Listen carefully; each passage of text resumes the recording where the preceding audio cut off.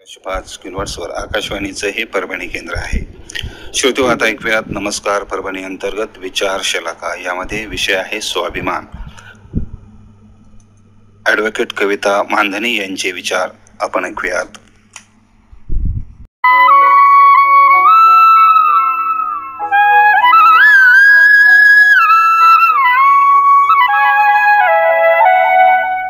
नमस्कार मंडळींनो, स्वाभिमान शब्दाची व्याख्या आधी आपण समजून घेऊया.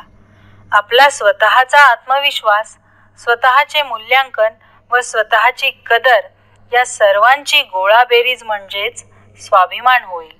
पण त्या स्वाभिमानाचे स्वरूप आपल्या समजूतदारपणावर व स्वीकार करण्याच्या क्षमतेवर आधारित असते. स्वतःचा योग्य सन्मान म्हणजेच स्वाभिमान. म्हणूनच स्व अधिक अभिमान बरोबर स्वाभिमान होय.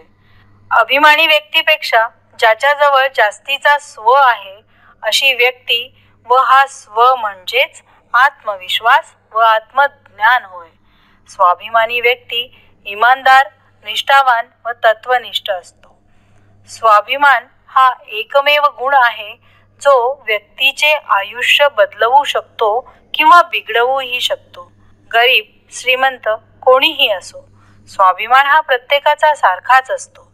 दुसऱ्याशी बोलताना वागताना नम्रतेने वागले पाहिजे, कारण जे द्याल तेच मिळेल हा सृष्टीचा नियम आहे. त्यामुळेच पेराल ते उगवेल ही उक्ती अस्तित्वात आली आहे. स्वाभिमान म्हणजे स्वतःचं कर्तृत्व सिद्ध करून जीवनात स्वतःच्या हिमतीवर केलेल्या कार्याची पूर्तता करणे होय. कोणाचीही मदत न घेता मोठे होऊन दाखवणे. स्वाभिमानाचा जीवनात हा फायदा होतो की आपल्या मनावर कोणाचेही दडपण राहत नाही.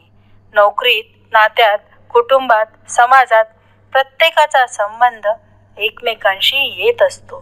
काही कारणास्तव आपण नाराज होतो, रागावतो, पण बोलताना तोल हा सावरलाच पाहिजे, कारण सर्वांना स्वाभिमान असतो. चार चौघात अपमान केल्यावर अनेक नाती तुटल्याची उदाहरणे आपण समाजात पदोपदी बघत आहोत. आत्महत्येचे प्रकरणे म्हणजेच उदाहरणे सुद्धा स्वाभिमान दुखावल्यामुळेच घडतात.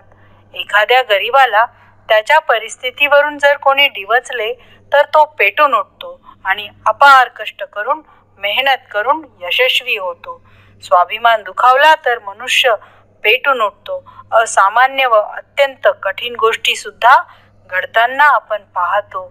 स्वाभिमान हा जेव्हा त्याची पराकाष्ठा ओलांडतो ना, तेव्हा त्याचे रूपांतर अभिमानात होते.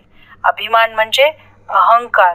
अहंकार हा माणसाचा शत्रूच होय, पण स्वाभिमान हा माणसाचा मित्र आहे.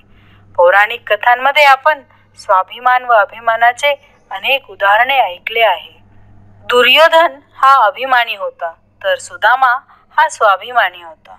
द्वारकाधीश श्रीकृष्णासारखा मित्र ज्याचा असेल त्याने किती शेखी मिळवायला हवी बरे, परंतु स्वाभिमानापोटी भिक्षा मागून जीवन जगणे त्याने स्वीकारले, पण आपल्या मित्राला त्याची भणक सुद्धा पडू दिली नाही.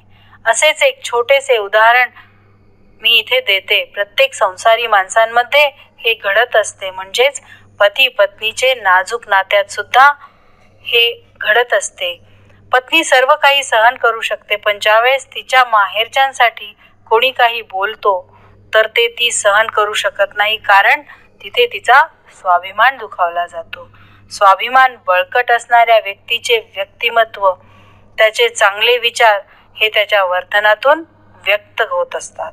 कोणाचे उपकाराचे ओझे आपल्या मनावर राहत नाही व त्याचमुळे स्वाभिमानी व्यक्ती सहजच आव्हाने स्वीकारू शकतात व अडचणींवर मात करून त्यांच्या कार्यात यशस्वी होतात.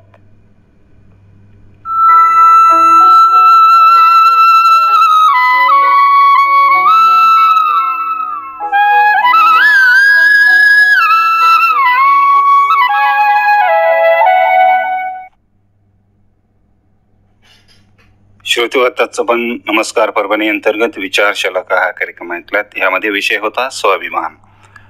ॲडव्होकेट कविता मानधनी यांचे विचार आत्ताच आपण ऐकलेत.